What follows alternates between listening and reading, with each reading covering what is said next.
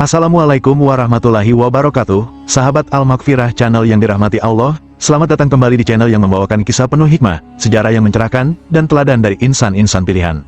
Hari ini kita akan menelusuri kisah wanita agung yang menjadi pelipur lara Rasulullah, sosok yang telah mencurahkan seluruh harta, cinta, dan hidupnya demi Islam. Dialah Ummul Mukminin, Sayyidah Khadijah binti Khuwailid radhiyallahu anha, sebuah kisah yang bukan hanya tentang cinta, tapi tentang keteguhan iman dan pengorbanan luar biasa. Siti Khadijah lahir dari keluarga bangsawan Quraisy yang mulia. Ayahnya, Khuwailid bin Asad, adalah pemuka Quraisy yang sangat disegani, sedangkan ibunya, Fatimah binti Zaidah, berasal dari suku yang terpandang. Sejak kecil, Khadijah tumbuh dalam lingkungan yang penuh kehormatan, ilmu, dan kepribadian luhur. Meskipun hidup dalam kemewahan, ia tidak pernah menjadi sombong atau angkuh. Justru sejak dini, ia dikenal sebagai gadis yang santun, pemalu, dan memiliki pemikiran yang matang. Sifat-sifat ini kelak menjadikannya wanita paling dihormati di Makkah. Saat Khadijah menginjak usia dewasa, ia mewarisi bisnis perdagangan dari ayahnya. Dalam waktu singkat, ia mengembangkan usaha itu hingga dikenal sebagai wanita terkaya di Makkah. Namun yang lebih istimewa adalah akhlaknya dalam berdagang, jujur, adil, dan jauh dari penipuan. Ia tidak segan memberikan hak para pekerjanya, dan selalu memberi sedekah kepada fakir miskin. Orang-orang Makkah menyebutnya At-Tahirah, wanita suci, karena keteguhannya menjaga kehormatan diri, sekalipun hidup di tengah masyarakat jahiliyah. Sebelum menikah dengan Nabi Muhammad, Sayyidah Khadijah binti Khuwailid sudah lebih dulu dikenal sebagai wanita Quraisy yang cerdas, terhormat, dan mandiri.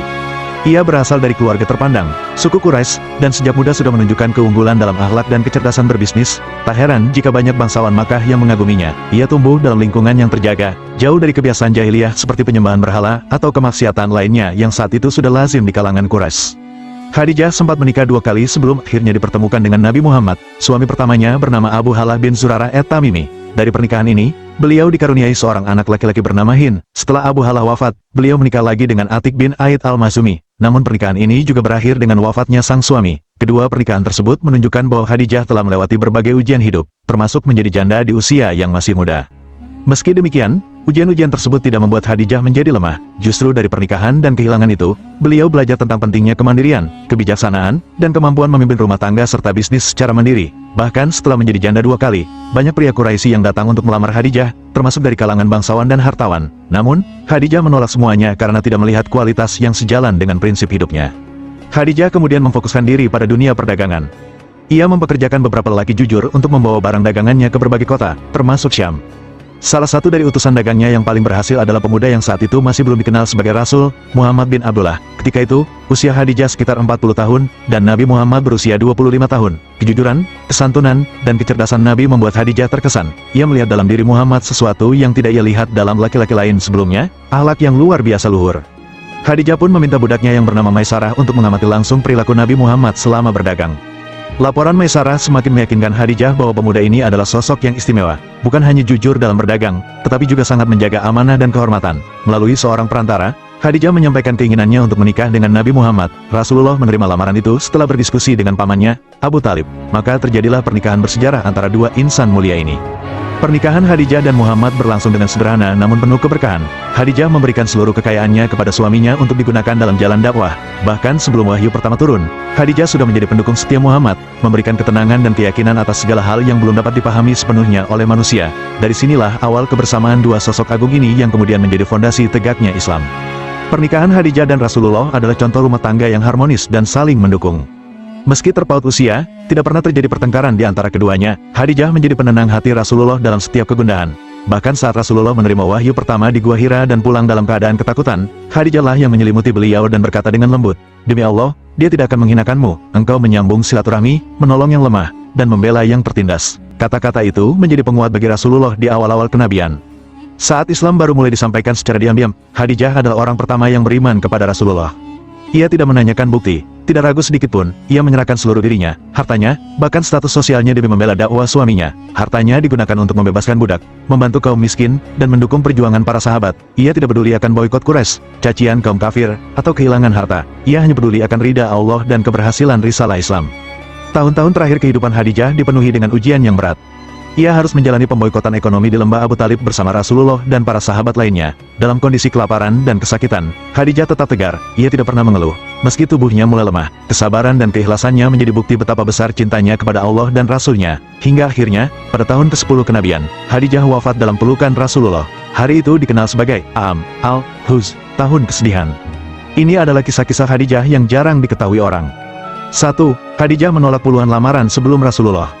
Sebelum menikah dengan Rasulullah, Sayyidah Khadijah telah menjadi janda 2 kali. Namun karena akhlaknya yang mulia dan kekayaannya yang luar biasa, banyak bangsawan Quraisy yang ingin meminangnya. Disebutkan oleh para sejarawan, ia pernah menolak lebih dari 20 lamaran dari tokoh-tokoh kaya dan terpandang Mekah. Tapi Khadijah tidak mencari dunia, ia ingin seorang lelaki yang punya integritas, kejujuran, dan kesucian hati. Sosok itu ia temukan dalam diri Muhammad bin Abdullah.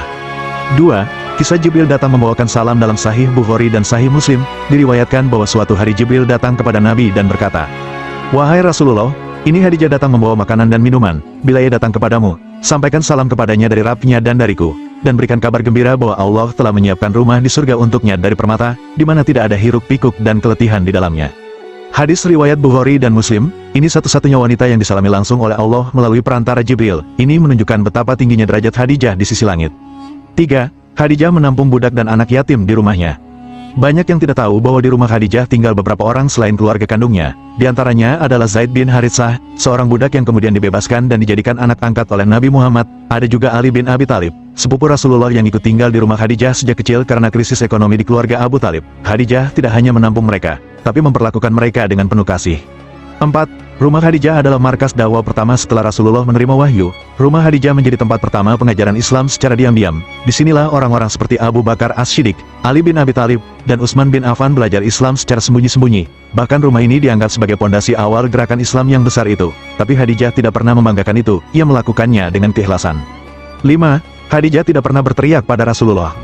Salah satu hal yang menjadi ciri mulianya adalah adab dan kelembutan. Dalam seluruh kehidupan rumah tangganya bersama Rasulullah, tidak pernah sekalipun terdengar ia membentak atau meninggikan suara kepada suaminya. Bahkan saat Rasulullah pulang dalam keadaan cemas setelah bertemu malaikat Jibril pertama kali, Khadijah menyambut dengan pelukan dan kata-kata menenangkan, bukan panik atau mencela.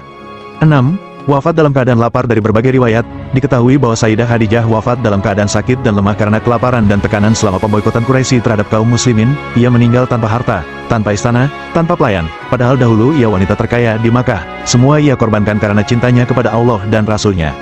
Pelajaran dari kisah-kisah tersembunyi ini adalah, keikhlasan Khadijah adalah puncak pengorbanan. Ia mengajarkan bahwa cinta sejati bukan ditunjukkan dengan kata-kata, tapi dengan pengorbanan.